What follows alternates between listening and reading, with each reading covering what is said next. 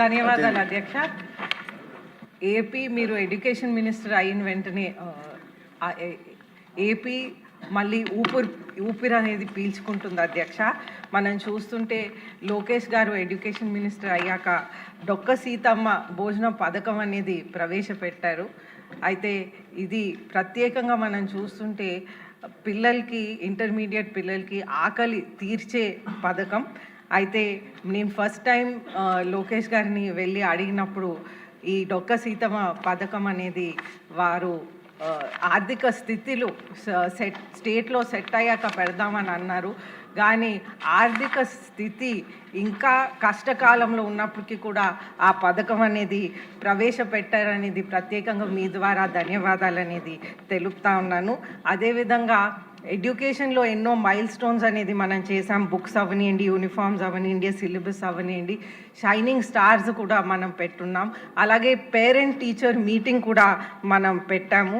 అలాగే మనం చూస్తుంటే లోకేష్ గారు ఎడ్యుకేషన్ మినిస్టర్గా ఉండటం చాలా అదృష్టం మనకి. వారి ద్వారా మనం జిఎంఆర్ మాన్సాస్ ఎడ్యూసిటీ అనేది, ఏవియేషన్ ఎడ్యూసిటీ అనేది ఫస్ట్ ఏవియేషన్ ఎడ్యూసిటీ భారతదేశంలోనే మనం పెట్టగలిగాము. ఈ ఫంక్షన్కి మీరు కూడా వచ్చారు అధ్యక్ష. మా తండ్రి పూసపాటి అశోక్ గజపతి రాజు గారు ల్యాండ్ అనేది ఎడ్యూసిటీకి ఇచ్చారు. లోకేష్ గారేమో అన్ని విధాలుగా కూడా ఎడ్యుకేషన్ మినిస్టర్గా దీనికి సహకరించి ముందుకు తీసుకువెళ్ళారు. అయితే ఎన్ని చేసినప్పటికీ కూడా ప్రాబ్లమ్స్ ఇంకా కంటిన్యూగా ఉంటా ఉన్నాయి. అయితే ఎస్పెషలీ వైసీపీ ప్రభుత్వం ఇవన్నీ కూడా గాలికి వదిలేశారు కాబట్టి ఇంకా ఎక్కువ ప్రాబ్లమ్స్ ఉన్నాయి. మనం చూస్తుంటే విజయనగరంలో మహారాజా ఆనంద్ గజపతి రాజు పాలిటెక్నిక్ కాలేజ్లో అది 82లో స్టార్ట్ అయింది. దానికి కూడా మా తాతగారు మాన్సాస్ చైర్మన్ ఉన్నప్పుడు 15 acres భూమి ఇచ్చారు. అయితే ఆ బిల్డింగ్స్ అన్నీ ఆ కాలం నుంచి ఉన్నాయి కాబట్టి ఇప్పుడు శిథిలావస్థకి వచ్చినాయి. అయితే ఆ బిల్డింగ్స్ అన్నీ కూడా రిపేర్ చేయాల్సిన అవసరం ఉంది. దానికి 1 crore 10 lakhs అనేది ఎస్టిమేట్ అనేది వేయటం జరిగింది అధ్యక్ష. అలాగే మనం చూస్తుంటే కొత్త బిల్డింగ్స్ కూడా పోయినసారి నారా చంద్రబాబు నాయుడు గారు నవ్యాంధ్రకి ముఖ్యమంత్రి అయినప్పుడు ఒక 8 crores ఎస్టిమేట్ అనేది వేశారు అధ్యక్ష. ఆ టైంలో 24 colleges కోసం ఎస్టిమేట్ వేశారు. అయితే ఇప్పుడు ఆ ఎస్టిమేట్ 10 కోట్లకు వచ్చింది అధ్యక్ష.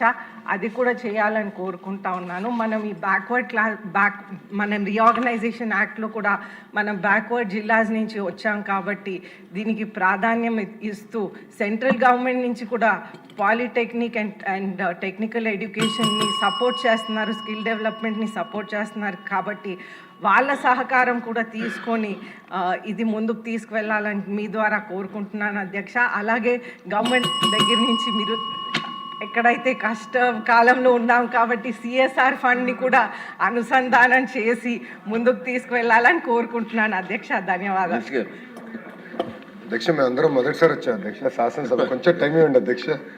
అంటే సీనియర్ కాదు అధ్యక్ష, టూర్స్ చేయాలండి. ఇప్పుడు అది మీ చేతుల్లో ఉంది అధ్యక్ష. అధ్యక్ష, ఇప్పుడు హైయర్ ఎడ్యుకేషన్లో అధ్యక్ష ఇంజనీరింగ్ ఎంత కీలకమో పాలిటెక్నిక్, ఐటీఐ డిగ్రీస్ కూడా అంతే కీలకం అధ్యక్ష. ఎందుకంటే ఈరోజు ఆంధ్ర రాష్ట్రంలో పెద్ద ఎత్తున పెట్టుబడులు వస్తున్నాయి. ఆ పెట్టుబడులకు అనుసంధానం చేయాల్సిన అవసరం ఉంది అధ్యక్ష. ఎందుకంటే ఉత్తరాంధ్రకు వచ్చేగల ఒక డేటా సిటీ కానివ్వండి, ఒక పక్కన ఇంకో పక్కన ఫార్మా సిటీ కానీ, ఒక స్టీల్ సిటీ కానీ, మెడికల్ డివైసెస్ సిటీ కానివ్వండి, ఇట్లా అనేక పెద్ద ఎకో సిస్టమ్స్ మనం ఏర్పాటు చేస్తాం జరుగుతుంది అధ్యక్ష. గతంలో నేను చెప్పాను, ఇక్కడ వర్టికల్ హారిజాంటల్ ఇంటిగ్రేషన్ అనేది చాలా అవసరం.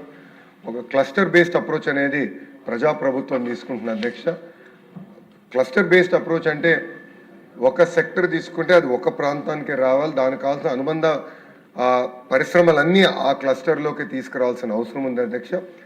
అది వర్టికల్ అంటాం. హారిజాంటల్ ఇంటిగ్రేషన్ వచ్చగల విద్యాశాఖ చాలా కీలకమైన పాత్ర వహిస్తుంది అధ్యక్ష. కావాల్సిన కోర్సెస్ తయారు చేయాలి, కావాల్సిన ఎక్విప్మెంట్ తయారు చేయాలి. అదేవిధంగా మార్కెట్తో మాట్లాడి కంపెనీస్తో సంప్రదింపులు చేసి వాళ్ళకి కావాల్సిన స్కిల్ సెట్, ఎక్విప్మెంట్ అక్కడ ఉన్న పాలిటెక్నిక్స్ కానీ, ఐటీఎస్ కానీ, డిగ్రీ కళాశాలలో ఏర్పాటు చేయాలి లక్ష్యంతో మేము పనిచేస్తున్నాం అధ్యక్ష. మీరు చూస్తే ఇప్పుడు ఇక్కడ అదితి గజపతి రాజు గారు చెప్పిన గవర్నమెంట్ పాలిటెక్నిక్ అధ్యక్ష, ఎంఆర్ఐజిఆర్ పాలిటెక్నిక్ విజయనగరం అధ్యక్ష, ఇది 1982లో స్థాపించడం జరిగింది అధ్యక్ష.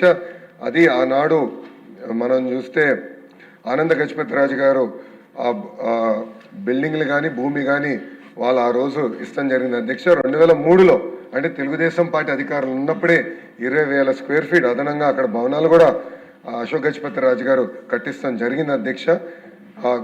గౌరవ ముఖ్యమంత్రి చంద్రబాబు నాయుడు గారు ఆగస్టు 2018లో అధ్యక్ష 25 పనులకి 16 గవర్నమెంట్ పాలిటిక్స్లో ప్రత్యేకంగా ఆనాడు కేటాయిస్తాం జరిగింది అధ్యక్ష. కానీ ప్రభుత్వం మారే గల ఆ వర్క్స్ అని క్యాన్సిల్ చేసి ఎక్కడ పనులను కూడా ఆపేస్తాం జరిగింది అధ్యక్ష. నేను గౌరవ సభ్యురాలు తెలియజేసేది ఒకటే అధ్యక్ష, క్లస్టర్ బేస్ అప్రోచ్కి వెళ్తున్నాం కనుక సబ్జెక్ట్స్ అన్ని మేము రివ్యూ చేస్తున్నాం, మార్కెట్ లింకేజ్ మేము రివ్యూ చేస్తున్నాం అధ్యక్ష.